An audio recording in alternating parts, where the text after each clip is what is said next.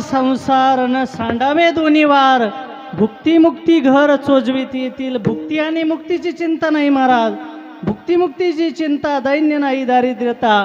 कारण ती भुक्ती आणि मुक्ती आपल्या घरी येईल महाराज, आपल्या पाठीमागे लागेल.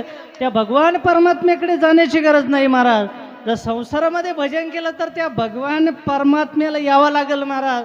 तुम्ही जिथं असाल आपण तिथं तो भगवान परमात्मा येईल महाराज. त्या भगवंताची जर दृढ निश्चयाने भक्ती केली, अनेक महात्म्यांकरता संत महात्म्यांकरता तो भगवान आला महाराज. कोणाकरता?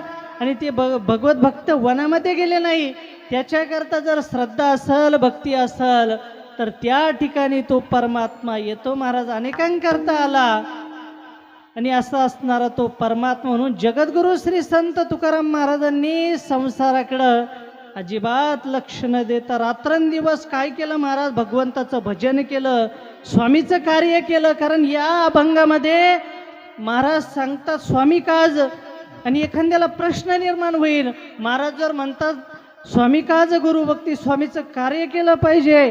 आणि जगद्गुरु श्री संत तुकाराम महाराजांनी काय स्वामीचं कार्य केलं, असा जरी एखाद्याला प्रश्न निर्माण होत असेल